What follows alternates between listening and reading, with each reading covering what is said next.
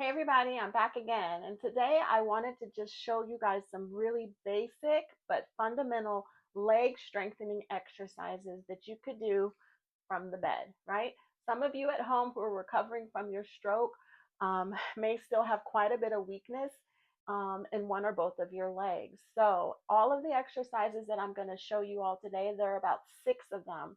They are great for anyone who's kind of at the beginning stages with a lot of weakness, as well as for those of you who are standing and even walking at this point. All of these exercises can be scaled up or down depending on where you are in your recovery process. And I will touch on all of those modifications as we go. Okay. So for these exercises, all you need is a bed, right? You can do this if you're super high level. If you want to get down on the floor and do this on like an exercise mat or a yoga mat, that's great, or any other firm surface. But for most of us, the best thing we've got in our home is our bed. So that's what we're going to use. Okay. So for the sake of all of these exercises, we're going to do these on our back. So find a nice, comfortable spot. If your bed is firm, that's great. If it's a little lumpy, find the firmest spot you can in your bed for all of these exercises. So what we're going to do is first get on your back and get comfortable. Now, for the sake of this video, I am going to go through the technique of all of these exercises as if um, this is my weaker leg, although not everyone is going to have just one side that's weak. Some people have both. But for the sake of what I'm going to instruct today, I'm going to talk through as if this left leg is my weaker leg. Okay. So the very first exercise is what we call glute, meaning the butt muscle, the gluteus maximus and minimus, glute bridges, right? Or just bridges for short. I have another video I did just on bridges. Doing bridges is such a phenomenal exercise. It is worthy of its own video, but it's also going to be the first exercise we're going to go through today. So to do your glute bridges, you want to have head supported lightly, but you are not too far forward. You want a nice neutral but comfortable position. Your feet should be hip distance apart, flat on the bed with knees bent. I like to have people keep their hands down at the side. And then all you're going to do, the goal here is to squeeze those butt muscles and lift your hips up towards the ceiling. So it should look like this. Lift up and squeeze. Try to hold it at the top. I usually say count it 1001, 1002, 1003, and then slowly lower it back down. The more slowly and the more controlled you do any of these exercises, any movement, the more you're going to require that muscle to work. And that is what you want. You want it to work in both directions, going up, going down, going in, going out, regardless, depending on what the exercise is. Okay. So that's exercise one. If you don't have this incorporated in your routine, make sure you start doing bridges every day. So again, you're going to have your feet flat on the bed. If you need help, so again, I know some of you are really strong or getting stronger. Some of you are still very weak. Maybe you're not even getting a lot of clearance right off the bed. That's okay. If you have family, a friend, a therapist, someone who's working with you or who is around that can give you a hand and assist you with your exercises, please call them in, bring them in, have them watch this video with you, and you guys can work together so that you've got that extra hand to give you that assistance you need while you're focusing on engaging and doing everything you can with the muscles. Okay. So again, last time, bridges, you're going to squeeze that butt, lift up, hold, count to 3, 5. If you can do 10, even better. And then slowly, as slow as you can, lower, lower, lower, lower, lower, back to the bed. Okay. So that's one. The next one I'm going to show you is just hip rotation. It flows naturally because you're going to keep your feet flat on the bed, knees still bent in this position. Except this time I want you to bring your knees together so that they're touching. Because as you rotate, I want you to move your knees and legs as one unit. So you're going to slowly rotate to one direction. Keep your torso centered. Don't rotate with it.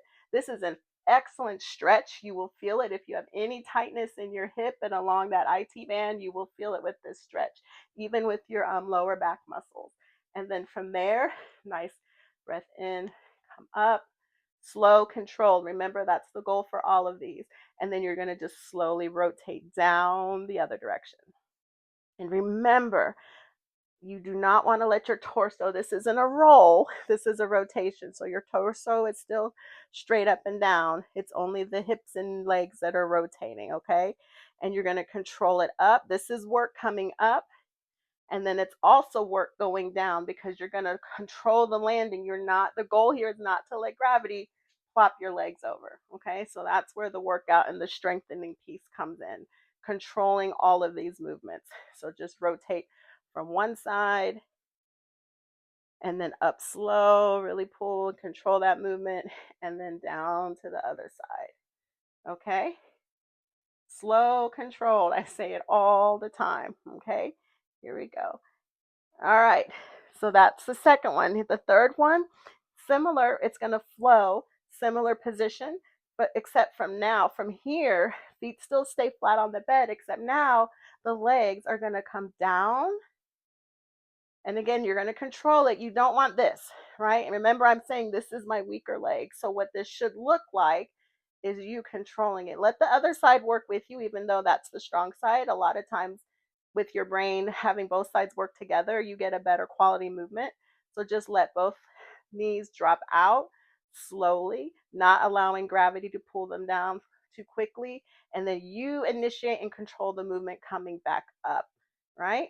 So if this is your weaker leg, maybe it's too, like if you, even with you trying everything you can to keep that leg from flopping down, it's still coming down. So this is when you're going to want your helper, your therapist, your family member, whoever is there with you to help guide it down and give you what I call, it's called active assist. You can have active assist from an outside person with any of these exercises to help you kind of keep that quality form and movement within your own capabilities, if that makes sense, okay? So again, this is the third exercise, and we're just gently bringing the knees down towards the bed and then coming back into the center, all right? And a lot of people, they'll call it clamshell, or you can call it, well, kind of like, yeah, clamshells, the main one. Let's see what else. Heel slides, that's another good one. You are going to also start from this position. The main leg, again, I'm working on, because in this video, I'm saying this is my weaker leg, right? So what all I'm going to do from here is I want to bring my leg straight if I can. And then the goal here is to slide, keep the heel in contact with the bed and slide it back up to that starting position, right? And again, bring it back down, slow, controlled. The real work here is sliding that heel back up, right? That's going to be initiated here, and you're going to slowly pull, pull, pull. You should feel that in your hamstring. Again, if you need help, you're going to have somebody help guide your leg through the motion, the full range of this motion, of this movement. As you do everything you can, you work with them, right? It's not a passive thing. That's the active assisted I was talking about. If you're pretty high level and you want to make this a little more challenging, add an ankle weight, something nice and light, and then you can work in this same movement, same muscles, but with a little bit more resistance, okay? So you can always, like I said before, make it harder or easier or add support where you need it, okay? Next one, we've got two more and then you guys are done. The next one, you're going to work on what we call knee extension, which is just extending or straightening the leg. But for this, you're going to want something soft under your knee to give that a little support. It could be a towel, a small pillow, whatever you have on hand. But as you can see here, I've got this towel folded under my knee. And what you're going to do here is just squeeze this muscle here above the knee. That's your quadricep. You're going to squeeze and see how my leg straightens. You're going to straighten the leg and then relax.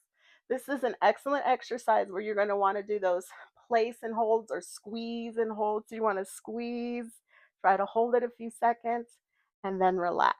Okay, so give that one a try. Big squeeze and hold. Okay, challenge yourself with this one. Again, if you need help, get someone to kind of help support you with any of these exercises. And then the last one I'm going to show you, this is very easy. Well, no, I shouldn't say easy.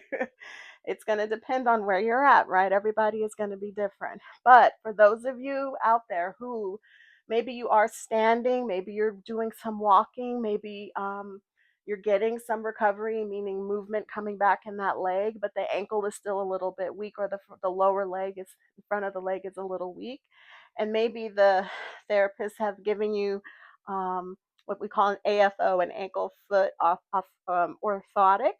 That's like a brace that goes in your shoe down the calf, wraps around, and kind of helps keep your foot up. Because foot drop is very common if you don't have this muscle strength to hold that toe up as you walk. It's a huge fall risk, right? It makes it almost impossible to walk safely. So this exercise, this is for you. So you want to still work those muscles. So the muscles that help bring those toe up, the foot up, bringing those toes, like think as though there's a string on the top of your toes and you're pulling it towards you, right? So you're going to just relax the foot and then bring the toes up. You should feel this in the ankle and in the calf, a nice stretch in the calf.